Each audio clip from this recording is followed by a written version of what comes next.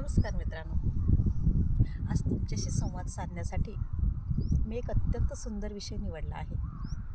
कृतज्ञता. माणसाने आपल्या जीवनामध्ये प्रत्येक क्षणाचं कृतज्ञ असायला हवं. कारण जीवनात येणारा प्रत्येक क्षण कधी गोड कधी कडू असे अनुभव आपल्याला देऊन जात असतो.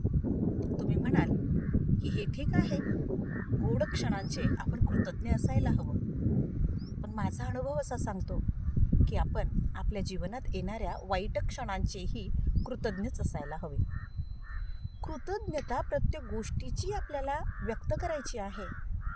आभाराचा भाव, कृतज्ञतेचा भाव जेव्हा आपल्या मनातून बाहेर निघतो, ब्रह्मांडामध्ये जातो, तेव्हा तो अशाही ठिकाणी पोहोचतो की ज्यांच्याकडून आपल्याला वाईट अनुभव मिळालेला आहे, जे आपल्याशी वाईट वागलेले आहेत.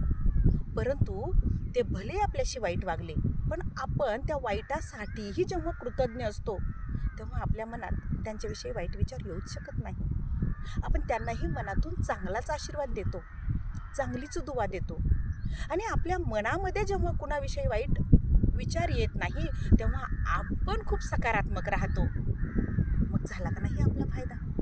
वाईट लोकांमुळे सुद्धा आणि कडू क्षणांसाठी सुद्धा.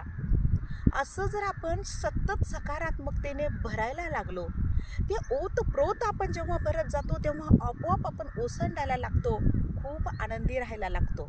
आणि हा आनंद जीवनात आपल्याला आपल्या वाईट क्षणांपासून चांगल्या क्षणांकडून प्रवासाला घेऊन जातो, आपल्याला चांगला मार्ग दाखवतो. मित्रांनो, आणखी एक जादू इथे घडते. ही गोष्ट फक्त आपल्यासाठी नाही घडत. आपल्या आजूबाजूला जे आहेत ना, आपले कुटुंबीय असतील, आपला मित्रपरिवार असेल, आपले स्नेहसंबंधी असतील, या सगळ्यांसाठी ही जादू व्हायला लागते, या कृतज्ञतेची जादू. आपली मुलं त्या कृतज्ञतेचा अनुभव घेतात, त्यांना त्यातून चांगल्या गोष्टी शिकायला मिळतात. मी माझंच उदाहरण देते. माझा मुलगा आज खूप लांबच्या प्रवासाला निघाला, तोही बाईकवर. अशी कोणती आई आहे हो का जिचा मुलगा 700 किलोमीटरसाठी बाईकवर निघालेला आहे आणि तिला काळजी वाटणार नाही? मलाही ती होतीच ना. पण मनात एक आशा होती, की कृतज्ञता होती. आणि म्हणून रस्त्यावर त्याला अशी काही माणसं भेटली की अगदी त्याला, बेटा तुमसे क्या पैसे लेना, बेटा तुम क्या खाना चाहते हो, तुम्ही क्या बना के दो. अनोळखी माणसं असं विचारतायत. देव नाही तर कोण आहे हो? हे देवाने नाही तर कोणी पाठवलं हो? देव अशा पद्धतीने तुम्हाला मदत करतोय हे तुम्हाला फक्त कळायला हवं. देव प्रत्येक ठिकाणी आहे. अर्थात मी देव म्हणते आहे, सगळ्यांनी देवच म्हटलं पाहिजे असं नाहीये. प्रत्येकाचं श्रद्धेचं ठिकाण वेगवेगळं आहे. कुणा एका देवालाच तुम्ही मानलं पाहिजे असं नाही. पण एक विनंती आहे, कुणाला तरी माना हो. आपल्यापेक्षा श्रेष्ठ कुणीतरी आहे.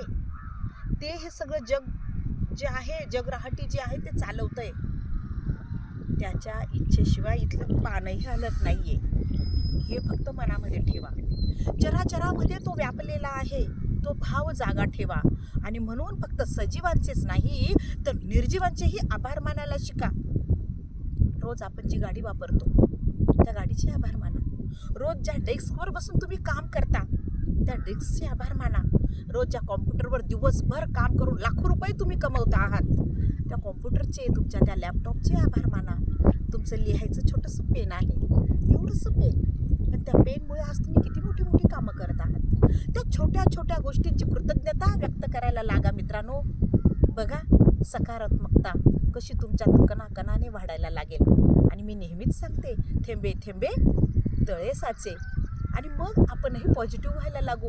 आपल्यामधून ज्या पॉझिटिव्ह वेव्ज आहेत त्या बाहेर निघायला लागतील आणि आपोआपच ब्रह्मांडामधली ही सकारात्मकता आपल्या उपयोगाला यायला लागेल. ती आपल्याला आनंदाकडे घेऊन जाईल. मग तो आनंद असा निसर्गाच्या खुशीमध्ये आपल्याला सापडतो, तो आनंद आपल्याला संगीतामध्ये सापडतो, तो आनंद आपल्याला कुणाला तरी मदत करण्यामध्ये सापडतो, तो आनंद आपल्याला पुस्तक वाचण्यामध्ये सापडतो, तो आनंद आपल्या छोट्या छोट्या कामांमध्ये आपल्याला सापडतो.